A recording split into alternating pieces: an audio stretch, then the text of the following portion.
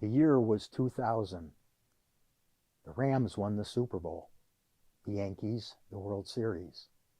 Our president was George Bush, and MEL, Men Enjoying Leisure, was born.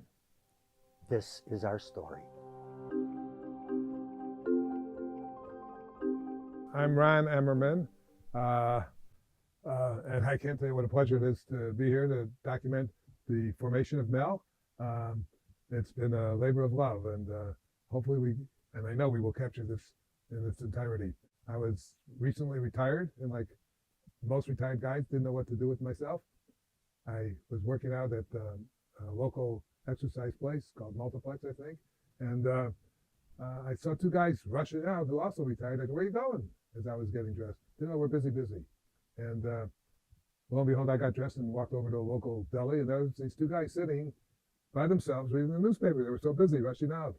And the germ of a thought came. You know what? Like everyone else who's retired, weren't sure what to do with ourselves. So from a germ of a thought comes this incredible organization, of which is really a delight for me. The four founders, Mort, Bill, myself, and Steve, became known as the Four Horsemen. We were doing obviously all the work, or most of it, and it was an enhancement for each and every one of us. It was no big deal. It was informal, and it was working beautifully. Hi, I'm Bill Graldick. I was one of the originators of MEL back in the year 2000. It was to be different than the kind of men's group that you find in the temple, where guys come on a Sunday morning, eat a bagel and a schmear, and then fall asleep during the speaker. Her idea to us was we should form a group where men will do things that'll keep them busy in retirement. And so in our first meeting, we kicked around a lot of ideas. We created the name MUD, Men with Unfulfilled Desires, because we would do things that we couldn't do because we were too busy working. And we decided to meet the following month in June. And in June, only 4 people showed up. Mort Greenberg, Ron Emmerman, Steve Avery, and myself. And we looked at each other and said, what are we going to do now? The other guys didn't think this would go anywhere. They didn't have time to support it, and so they didn't show up. And so we decided that we're going to move forward. So Steve Avery, who was a retired manufacturer's rep, was a big man. He was an ex-football player with a broken body, but with many ideas and a huge amount of energy of what we should be doing.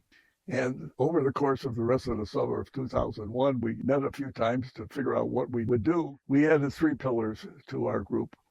And those pillars of MEL is we were not to be a religious group, we're not to be a charitable group, and we're not to be a political group. As we decided that we're going to recruit people, all sorts of backgrounds, all sorts of political views, all sorts of financial status, nothing would keep them from joining our group. On April 29th, I created this mission statement. I based it on the Gettysburg Address. I'm no poet, but the Gettysburg Address always impressed me. I'm not alone in that one. And it just seemed to have poetic ambiance to it. The statement I wrote is, MEL is a nonsectarian social organization of contemporary senior men who are no longer committed to their life's work and who view participation in MEL as an opportunity for camaraderie and for individual growth through diversified activities. In 2003, one of our members, Gene Matowski, who's a musician, created the MEL anthem. We call it the MEL anthem, the men's song. And he took the lyrics and modified them from the Broadway play, How to Succeed in Business. In the play, it's called The Brotherhood of Man, and he created the Brotherhood of MEL. So each meeting, we start and stand singing that song. Oh, MEL, your yearly membership ain't free. Lots of fun activities. Hi, my name is Walt Brown. I'm 84 years old, and I joined MEL in the year 2000. The reason I joined MEL was my wife saw a blurb in the local newspaper about a men's group that is having another meeting and is seeking new members. She urged me to attend. When I went to it, there were about 10 guys there. The group began discussing various potential activities. the founders talked and I listened.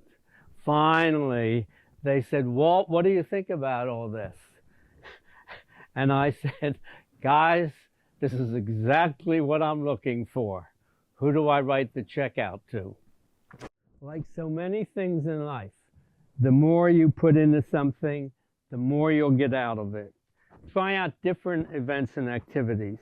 Just being there with others, especially in our smaller groups, you'll start to form valuable friendships. My name is Don Brooks. I'm 93 years old, and I've been a member of MEL for approximately 15 years. The reason I joined MEL was because my wife wanted me out of the house after I retired. I have friends, a couple of whom were founders, and as a result, I ended up joining MEL. I found, to my surprise, to be an outstanding experience. One of my best memories is the welcoming I received from all these different men. I found that there was a certain dignity to the fact that as aged men, we had a respect among each other that the elderly don't normally find. I enjoyed the activities that I chose to participate in. I found a collective wisdom that was extraordinary. The life experiences of all these different members impressed me very much. I've made lasting friends we're close to now, including my wife and other couples. And if I had to give a message to any new member, it would be to meet as many of the members as you can, get to know them, participate in the activities to the extent you're interested and can, and try to be a contributing member, even if it's not as active as others are. My name is Mike Lerner. I joined MEL in January of '02. It was the first Friday after I retired. I didn't know what I was going to do in retirement. My wife worked a year and a half longer than I did, and I discovered that MEL gave me the opportunity not only for activities, but one of the nicest and most important things about MEL is that it's like a fraternity where there's a closeness of the members, respectful of members, and willing to be helpful. I recognized that there were so many members who I didn't know that before the meeting, I would walk around and introduce myself to several people and try through that method to make their names known to me. Also, going on certain activities allowed a big opportunity to know the names of people that I didn't know before. For example, we went to the Cubs game in Milwaukee, and we traveled there by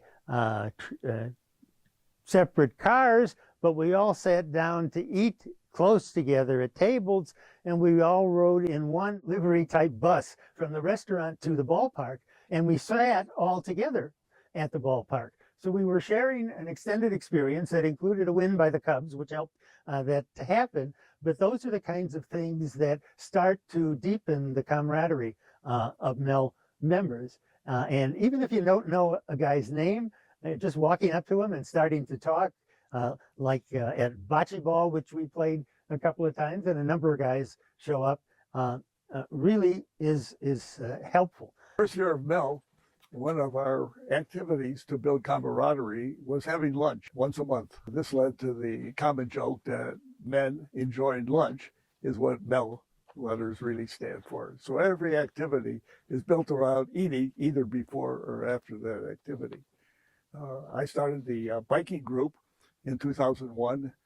We had some upwards of 20 members of various skills and rode every Monday for about 20 years.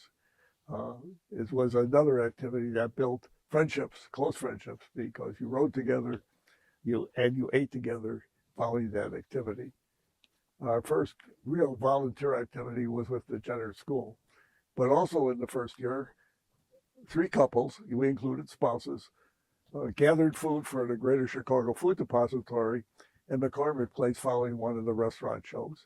And that activity of gathering food has been a MEL activity for over 20 years. Well, you've heard about some of the activities MEL had in the early years, but I want to add another cultural one. The Shaw Chicago Theater Company put on plays, mostly by George Bernard Shaw, 3 times a year. We started going in 2002. Typically, we had between 10 and 15 couples at each event. During our 17-year run, we had a core group of regulars who attended most of the productions and added very much to the camaraderie. Self-direction is the lifeblood of MEL. It's not having a social committee that sets up the activities for the group. Rather, it's expected that if you have an idea for an activity, you are the one responsible for it. You take charge of it. If you need help from another member of MEL, that can always be arranged. We had a monthly newsletter that started in 2001 by Mort Greenberg, and it continued until he got ill and he couldn't continue it. And the MEL Monthly, and sometimes it was not so monthly because he didn't have contribution, has the complete history of MEL, the activities we did, and the people who contributed to the growth. And the growth of MEL is its members, and it will continue to be so. In 2002, the Tribune heard about our group and sent a freelance reporter, Mel Novit, who created an article for MEL, and he called it The Joy of Friendship. And it tells a quick story of how MEL began, and it's this advertising and local advertising that helped build our membership. The first year we had 35 members, and within about 4 years we were up to 100. And then with that number, we thought that it's time to restrict it, and the vote of the steering committee was to restrict membership, and that's what forced our waiting list to create the other organizations such as GEL, CEL, HOGS, and SAB. So from our beginning, I guess we can take credit that there's over 700 to 800 men in the North Shore that belong to an affinity group that meets the needs of men in retirement. We advertised in local paper. The Highland Park had a paper, part of the Herald Group, Northbrook, and a lot of the wives saw our advertisement for a men's group, and they sent their husbands there. They said, you should join there. One of the new members that came that year was Rabbi Alan Bregman, and he started our discussion group by that famous question, are you having as much trouble in retirement as I am? My wife wants me to go out and get a passion. I've spent my whole life working, and she's been busy networking while I'm working. She doesn't want me underfoot, and that was the precursor to the Bregman Hour. And from then on, we covered many topics, and even though some members never participated, they often left the meeting saying, that was a great meeting. I learned a lot. So this is an activity that is unique to MEL, the Bregman Hour, and later became the Grossman Bregman Hour because we got a new member, Jack Grossman, who was a psychologist, and would add his commentary. He talked about things that men don't normally talk about: mortality, children, in-laws, grandchildren, divorce, spouses, severe health problems, our diminished physical abilities, relationships, money, our purpose, importance. He opened this up, and we just talked about it, and it just was magnificent how guys opened up. We learned how to share issues on a feeling level that we wanted some info on. We weren't really looking for what men usually do, which is solve problems. We're really good at that, but we're not necessarily so good at identifying the feelings that we have in relation to those issues in our life. And they didn't have to be negative issues. They could have been positive issues as well.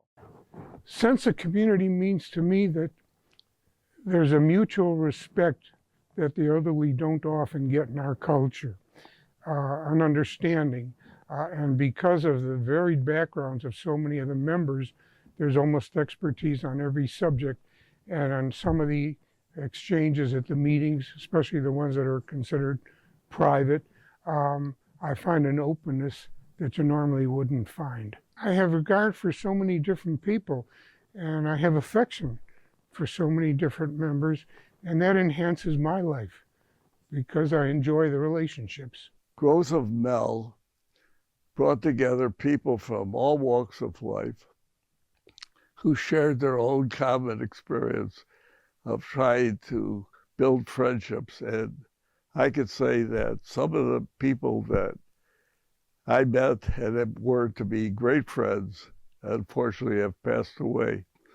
And I think that friendships can build when you're building an organization and putting your efforts in. Everyone puts their own contribution, and you get out of something what you much more than what you put into it.